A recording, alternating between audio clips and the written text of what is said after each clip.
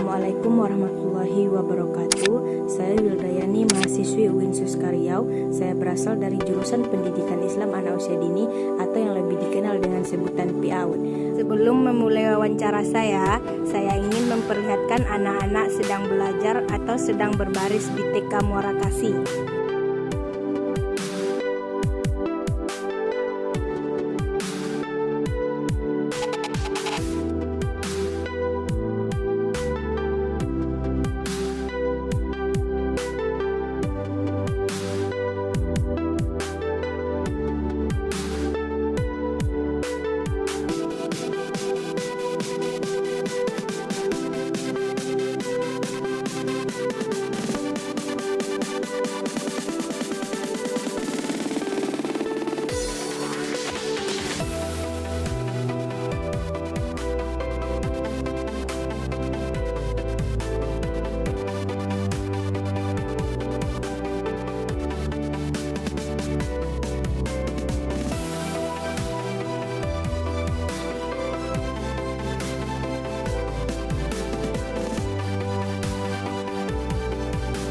Baiklah, kali ini saya ingin membuat video terkait mata kuliah Ilmu Pendidikan Anak oleh dosen Utia Firly Susanti MPD.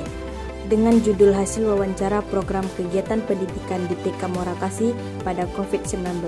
Wawancara dengan salah satu guru di TK Muara Kasih. Bismillahirrahmanirrahim. Assalamualaikum warahmatullahi wabarakatuh. Waalaikumsalam warahmatullahi wabarakatuh.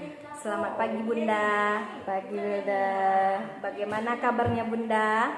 Alhamdulillah sehat. Wilda gimana kabarnya? Alhamdulillah sehat.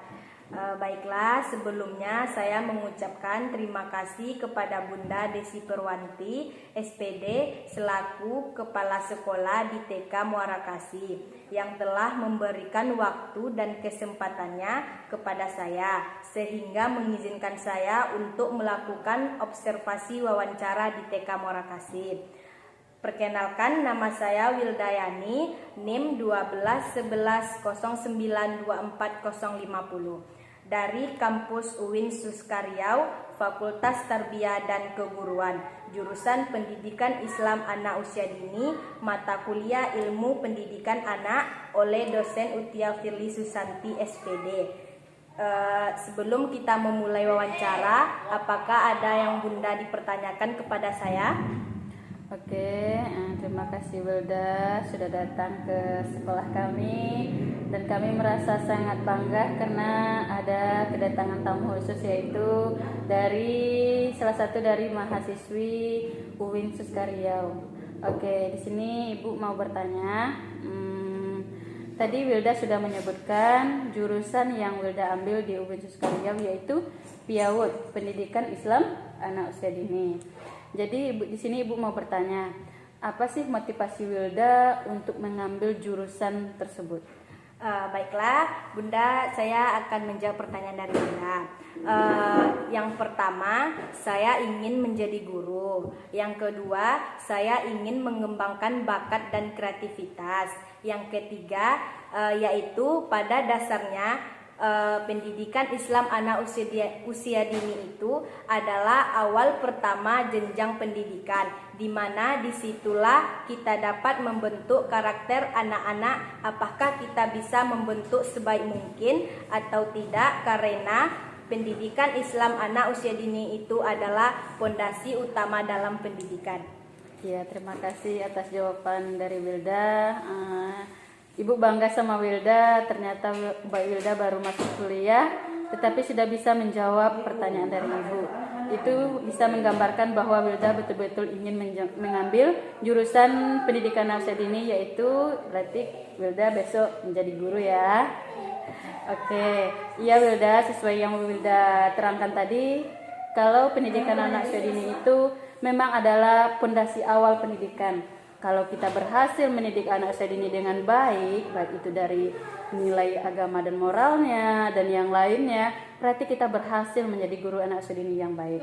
Tetapi malah sebaliknya, berarti kita tidak berhasil. Jadi niatkan dalam hati Wilda untuk menjadi guru yang baik, yang penting pada saat sekarang menjadi mahasiswi yang rajin, yang baik dan mempunyai kreativitas. Baiklah Bunda, kita akan memulai wawancara pada pagi ini.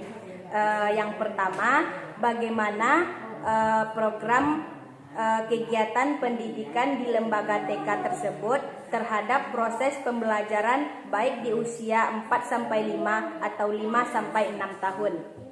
Baiklah, yang pertama di sini Ibu mau menjawab. Di sini usianya hanya satu Wilda, yaitu usia 5-6 tahun, yaitu TKB. Karena nggak ada usia 4-5, jadi di sini hanya TKB. Tetapi di sini ada ruangannya, 2 ruangan. Ibu bagi menjadi 2 karena keadaan COVID sekarang. Jadi kita harus mengurangi kapasitas dalam ruangan. Itu sebabnya Ibu membagi menjadi 2 ruangan. Jadi di sini kalau program pembelajaran di sini yaitu yang pertama kami membuat program seperti sudah kita ketahui bahwa pendidikan anak usia dini itu ada aspek perkembangannya, yaitu ada 6 aspek. Yang pertama yaitu nilai agama dan moral, yang kedua sosial emosionalnya, yang ketiga kognitif, yang keempat motorik, yang kelima bahasa, yang keenam seni. Jadi di sini kami ingin mengembangkan ke 6 aspek tersebut. Dalam satu hari kami harus bisa mencapai 6 aspek tersebut. Baik itu mulai dari awal kegiatan sampai akhirnya. Di sini pembelajaran dimulai pada pukul 8 sampai pukul 10. Jadi di situ ada dalam pembelajarannya yaitu ada awalnya dalam pembukaan seperti berbaris. Setelah berbaris kami bernyanyi. Setelah bernyanyi itu kami berdoa, membaca ayat pendek, hadis dan segala macamnya. Setelah itu lanjut dengan mengaji. Karena di sini rata-rata semuanya Muslim. Jadi di sini kami mengembangkan dalam ilmu agama Islamnya. Jadi kalau kegiatan minggunya setelah kegiatan awal, setelah itu kegiatan akhirnya. Jadi di situ kami sudah harus mencakup yang 6 aspek tersebut. Jadi itulah program dan kegiatan yang ada di TK Muara Kasih. Baik Bunda, selanjutnya, dan apakah mereka menggunakan proses pembelajaran kelompok, sentra atau pembelajaran lainnya? Oke, terima kasih Wilda. Sebenarnya sebelum keadaan COVID kemarin di sini pembelajarannya sentra, tapi karena COVID di sini kami bentuk kembali yaitu pembelajarannya secara berkelompok. Kenapa berkelompok? Karena keadaan sekarang masih COVID, kita dalam waktunya terbatas, kapasitas harus terbatas. Jadi di sini kami agak susah melakukan sentra. Jadi pada saat COVID ini kami melakukan pembelajaran secara berkelompok atau menyeluruh. Selanjutnya, dan apakah di lembaga tersebut tingkat usia dibedakan dalam satu kelas? Ya, sebenarnya di sini kalau memang usia anak itu berbeda, memang harus dibedakan karena perkembangannya juga berbeda. Tapi di sekolah TK Muara Kasih ini rata-rata anaknya usia 5-6 tahun. Karena di dekat sini juga ada sekolah KB yaitu kelompok bermain yang usianya 45. Jadi kami mengambil 5 yang 6. Jadi kami fokus hanya umur 5-6 tahun. Selanjutnya, dan apa tujuan yang diharapkan guru dalam program layanan pendidikan anak usia dini yang selama dijalankan? Ya. Tujuan atau program guru yaitu dalam pendidikan anak usia dini yang pertama yaitu tidak lain dan tidak bukan adalah ingin membentuk karakter anak sebaik mungkin. Yaitu kalau kita umat Islam ingin membentuk anak menjadi anak yang soleh dan soleha, cerdas, kreatif, dan mempunyai wawasan di masa akan datang. Jadi di sini kami ingin membentuk anak itu sebaik mungkin. Kalau kita sebagai pendidik anak usia dini, kita harus mampu menjadikan anak tersebut yang pertama itu karakternya. Kita harus membentuk karakternya dulu. Apakah kita bisa membentuk karakternya baik atau tidak? Di situ adalah tergantung kita dan juga kerjasamanya dengan orang tua wali murid. Dan mudah-mudahan harapan kami semuanya di TK Muara Kasih ini yaitu ingin menjadikan anak usia dini itu yang berkarakter baik, mempunyai wawasan yang luas, mempunyai kreativitas yang baik, dan bisa menjadikan anak usia dini itu anak yang cerdas, baik itu cerdas dalam perilaku maupun dalam kognitifnya. Baiklah Bunda, hanya itulah pertanyaan dari saya. Jika ada kesalahan, mohon maaf. Wassalamualaikum warahmatullahi wabarakatuh. Waalaikumsalam warahmatullahi wabarakatuh.